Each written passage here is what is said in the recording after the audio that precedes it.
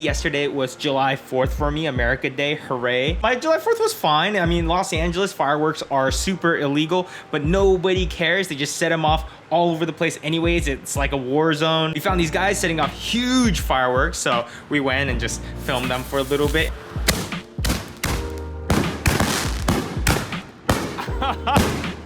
As soon as they started off setting off fireworks, this guy comes out of his house and he's yelling. He's like, my kid's trying to sleep and my wife is pissed. Can't you guys go somewhere else? I've already asked you guys. And then the kids were like, hey, it's July 4th and why are you talking to us like this? I thought a fight was gonna break out, so of course I start pulling out my phone and getting ready to say like, world star. No, f you, man. But after they yelled at each other for a few minutes, the guy goes back in his house and the kids thought it'd be funny to set off one more firework before they leave, so they light one off. And it's one of those series where it shoots off multiple mortars, one after another. One goes off in the air, and then the whole thing tips over, and it just starts shooting at everybody. Oh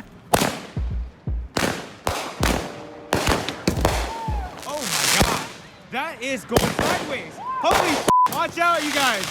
Oh no, this is not good. Holy shit.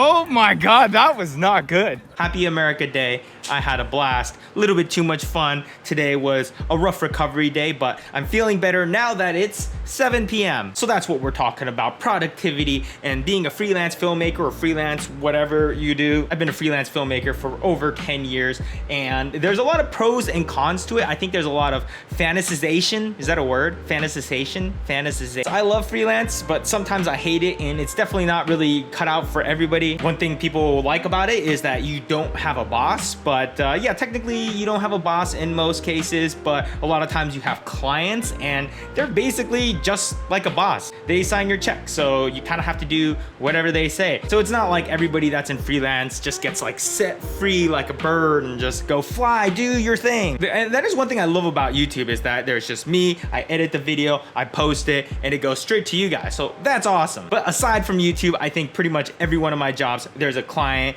or there's a brand or there's somebody that we're trying to please. Another thing that's attractive about it is that you're on your own schedule, sorta. You don't really have to wake up at a certain time, be somewhere at a certain time. You kind of, design your own work days. And there was this pretty funny saying I heard, which was people work 80 hours a week so they don't have to work 40 hours a week. And it's actually kind of true. It's pretty hard to disconnect because there's always something to do, There's no check-in, check-out time. You just kind of go and work, and if there's no work, then you're usually looking for work. It could be never ending, so it's really important to be efficient with the time you put in, and then try to like disconnect a little bit, or else you're gonna get swamped. And I think the thing that scares off most people from freelance is the stability. You have none. Like, I rarely know what I'm doing more than 2 weeks in advance. I could pretty much be jobless in 2 weeks, and that's just the state of mind I've been living in. If you're in a salary career, you have a job until you get fired. In freelance, you're always fired. You just sometimes get jobs to last you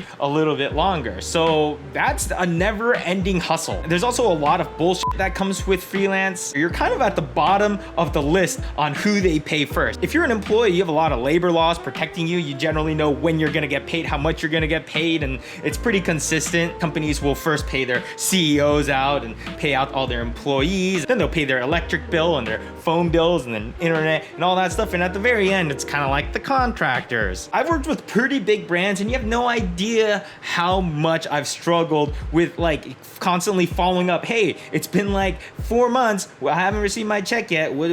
It's kind of like an uncomfortable thing. I don't like doing it. I don't really love negotiations. I don't really love talking about money so much. I'd rather just do the work and get paid for it and then be like, done. What's next? I did a commercial job once. They were supposed to pay $6.5 thousand for a series of videos. We finished the job. They loved it, and we sent them the invoice. 60 days later, we're like, hey, so we still haven't gotten paid off this. And they're like, oh, we'll pay in 90 days. 90 days went by. We had to get lawyers and all this stuff involved. We never got paid for it, which really sucks because we put in a lot of time, effort. We hired people. We spent money out of our own pockets to pay for this shoot. And we were supposed to recoup all our expenses from the paycheck, which never came. So not only did we waste a lot of time, we also spent money doing a job for somebody else, and bullshit. you got to be ready to deal with that. But I think one of the hardest parts that's often overlooked is staying motivated. I think if you have an office and a time to be at that office, it's a lot easier to wake up in the morning, get ready, and show up. But as freelance, a lot of times I'll wake up and be like, I could get up and get my day started, or I can start watching YouTube videos, and like I'll spend like an hour and a half like that before I'm like, okay, now I guess I should really get started. The only reason why you guys probably think I have so much energy is because every time I go on camera, I just get jacked up off coffee right before I shoot. The first few years was the hardest in terms of the amount of work and amount of hours I had to put in, but it was the easiest to just be motivated to go and do it. I'm 11 years into being a freelance filmmaker. The sparkle, shininess of the whole freelance filmmaker lifestyle, it kind of wears off a little bit. It's kind of like a relationship, you know? When you first get into any relationship, it's like the most exciting thing ever. And then after that kind of shininess wears off, then that's when like a real relationship happens. And I feel like I'm in a relationship with my career. Taking my camera, going out and filming and talking to you guys. Like, I love doing it, but I also love taking naps. And I think the biggest thing that keeps me focused and motivated like that is setting clear goals. And I know we've all heard that before, and we all have goals, right? But I'm talking about taking a main goal and then breaking it down into a bunch of little steps and things that you can actually take action on right away. And this list I keep on my phone, and I look at it every single day, and I kind of treat it like it's my boss telling me what to do. Because one thing I notice is like you can spend all day generally doing things that you think are good for your career, and then at the end of the day, you'll be like, I actually got very little progress done. So I keep the list on my phone and I try to look at it every day, and I kind of use that as like my guide. Like if it was my boss telling me what to do and just saying, hey, let's focus on these things and get shit done. I think New Year's resolutions is like a really awesome thing, but a lot of times they're kind of stupid. Like, do you guys remember what your New Year's resolutions were 6 months ago? I almost knocked over my laptop. The problem with New Year's resolutions is that they're too generic and they're too broad, and they're kind of like long-term goals, but without enough focus. Everyone comes up with these broad, generic goals, and then 2 months in, they're like, I can't even remember what my goals were. But hey, we just entered July. This is the halfway mark. We got 6 months left, so I'm gonna come up with 6 goals, and I'm gonna tell you guys what they are so you guys can hold me accountable to it, and you guys should do the same. Come up with some goals, and then figure out the steps required to achieve those goals, and then put it out there. Tell your friends, tell your family. 6 goals, 1 goal a month. Put it in the comments below. And in 6 months, I'll probably show up at your door and be like, hey, so about those goals. Originally, my goal at the beginning of the year was to get 100,000 YouTube subscribers, but that's not necessarily something that you have a ton of control over. But yeah, I mean, like every time you upload a video, you're kind of working towards that 100,000 subscriber mark, but it's also a little bit tougher to control because sometimes you think a video is gonna do really well, it doesn't. And then sometimes you'll upload like a video like whatever, and then they explode. So I'm gonna set my goal at 100 uploads. That is something that I have control over. And if I don't hit 100 videos, then I am the only person I can blame for it. I currently have 69. That is a great number. Please don't demonetize. I have 31 more videos to upload, and I have about 180 days to do it. So I have to upload just over 5 videos a month.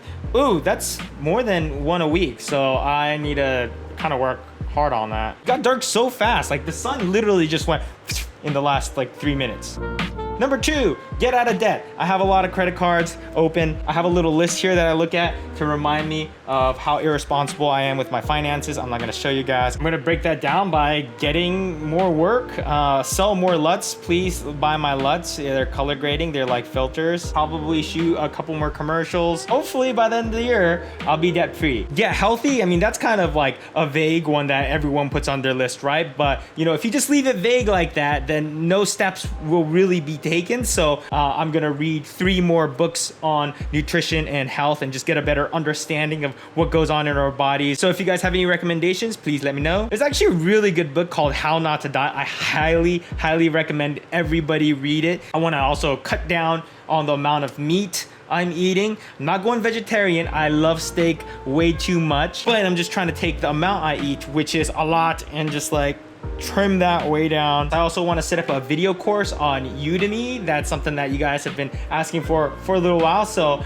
I want to kind of put that on my list of things to do. Get better at boxing. I think that just means like continue to go to my boxing training, hopefully 2 times a week. Some of you guys that have met me in person know that I'm like a pretty nice guy. I think I'm pretty easy to get along with, but that's entirely because I'm not a great fighter and I secretly don't want to get my ass beat. But as soon as I get really good at boxing and Muay Thai, all that niceness straight out the window. And 6 is to just get out of the country at some point this year. I've got 6 months to do it. I don't know where, but I want to go somewhere that I haven't been before. If you guys have any recommendations, I'd love to hear it. I love traveling, but one of the hardest parts about traveling is to actually just set time aside and just say, hey, I'm gonna do it. Look at flights, look at hotels, book it. Then it's all easy. So I want to go somewhere and I'm going to make it a goal so that it actually happens. And every day I'll open up this list and look at 1, 2, maybe 3 things and just work at those throughout the day. You don't want to focus on everything or else your brain is going to be split into too many directions. For example, today, even though I've been super unproductive, I'm working towards that 100 uploads. So boom, that's what's happening today. So there are my 6 goals for the rest of the year. Now it's out there, so now I feel more pressure to do all this stuff. I highly recommend you guys come up with a list like this for yourself and write it down and put it out there. Like if your goal is to be a better filmmaker, don't just say, I want to be a better filmmaker, because that is not really going to get you anywhere. What you need to do is stop and think about what steps you can take to actively push you in that direction. You know, you could set yourself goals like watch 10 videos on editing, or start a channel, start a YouTube channel, upload 20 videos to YouTube, like something that you can actively take step towards. I would love to see what kind of goals you guys have. And it'll actually be a pretty good way for me to kind of get to know some of you guys. But yeah, that's all I got for you guys. Happy semi-New Year's. Hope you had an awesome first half of 2018, and now we are on to the next. Okay, it is getting dark. That should be another goal of mine, is to be better at talking to the camera, because I repeat myself like 100 times. And there's Dylan. What's up, dude? What's up? This is the end of the video. Oh, cool. Yeah. You want to be in the video?